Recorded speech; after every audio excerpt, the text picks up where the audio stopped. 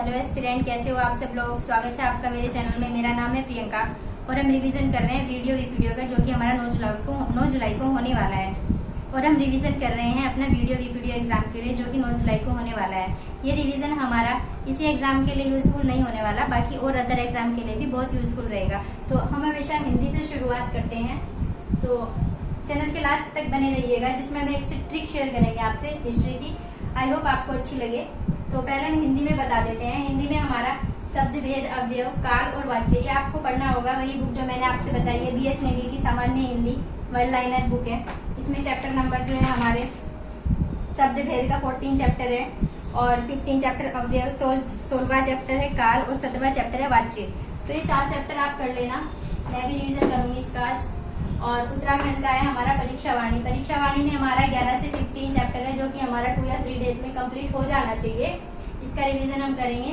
बाकी हम GS में करते हैं हिस्ट्री, पॉलिटी और कंप्यूटर का रिवीजन, और करंट अफेयर्स डेली होता ही है। ठीक है, तो हिस्ट्री में और पॉलिटी में, कंप्यूटर में, हिस्ट्री में 16 महाजनपद है और उसमें जितने भी मगध का उत्कर्ष है, उसके राजवंश है, उसकी मैं ट्रिक शेयर करूंगी। वीडियो के लास्ट तक बने रहिएगा। और पॉलिटी में हमें DPSP पढ़ना है, पंचायती राज पढ़ना है। कंप्यूटर में जो हमने अब तक पढ़ा है वही रिवीजन करना है, क्योंकि कंप्यूटर का बहुत छोटा सिलेबस है, तो जल्दी से खत्म हो जाने के बाद इसका रिवीजन मस्ट रहता है, तो जल्दी हो जाएगा। इसके वन लाइनर लगा लीजिएगा आप लूस एंड की बुक से। बाकी करंट अफेयर। तो आइए शुरुआत करते हैं उस ट्री के बारे में, जो मैंने वीडियो की शुरुआत में आपसे बात की थी। तो इस ट्री के बारे में 16 महाजनपद की बात की जाती है। 16 महाजनपद में हमारे कौन कौन से राज्य और राजधानी रहे हैं, जैसे अवंती, कौशल, वत्स, ये राजधानी आती है। इससे जुड़ी क्वेश्चन आते हैं, तो ये इंपॉर्टेंट रह जाता है टॉपिक काफी ज्यादा। और दूसरा है मगध का उत्कर्ष व उसके राजवंश, जिसकी जानकारी हमें कहाँ से मिलती है, अंगुत्तर निकाय से और भगवती सूत्र से। अंगुत्तर निकाय जो है वो अंगुत्तर निकाय जो है वो बौद्ध धर्म का है, और भगवती सूत्र जो है वो जैन धर्म का है, जिनसे हमें मगध राज्यों की जानकारी मिलती है।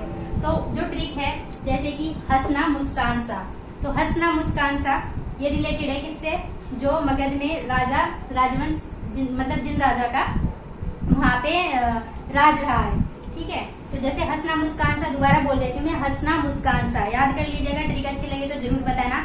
ह से हर्यक वंश, स से शिशुनाग वंश, न से नंद वंश, फिर हमारा है मुस्कान मतलब है म से मौर्य, स से शंगु, क से कर्ण, फिर सा से सातवाहन। न का यहाँ पे कोई यूज नहीं है।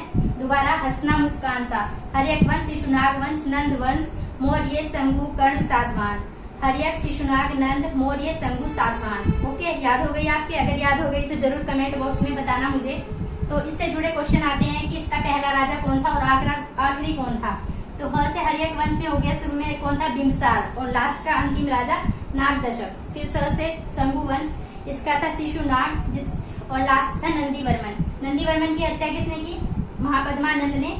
और फिर एक ये खुद को क्या बोलता था, सर्वछत्रांतक। सर्वछत्रांतक की उपाधि किसने धारण की थी, महापद्मानंद ने। और कलिंग पर आक्रमण करने के बाद इसने एक राट की उपाधि धारण की। और फिर उसके बाद ये खुद को पशुपति परशुराम भी बोलता था। तो बहुत घमंडी राजा रहा है ये महापद्मानंद। और इसके बाद है इसका जो लास्ट राजा था वो था घनानंद। फिर घनानंद के बाद आते हैं यहाँ पे चंद्रगुप्त मौर्य, और लास्ट है भद्रथ। फिर शंगु वंश में पुष्यमित्र शंगु, और लास्ट है देवभूति। कर्ण वंश का वसुदेव संस्थापक, और लास्ट सुशर्मा। सातवाहन में सुशर्मा की हत्या सिमुक ने की। और फिर सिमुक सातवाहन वंश का प्रथम राजा रहा, मतलब स्थापना की सातवाहन वंश की। और लास्ट राजा रहा YSS यज्ञ श्री शतकर्णी। तो दोबारा बता देती हूँ, हंसना मुस्कान सा, हर्यक वंश, शिशुनाग वंश, नंद वंश, मौर्य वंश, शंगु वंश, कर्ण वंश, सातवाहन वंश। तो ये मेरी खुद की ट्रिक है। अगर आपको अच्छी लगे तो जरूर बताना। Thank you. अगर आपको मेरी वीडियो अच्छी लगे तो कमेंट बॉक्स में कमेंट करना, लाइक करना, शेयर करना। Thank you friends.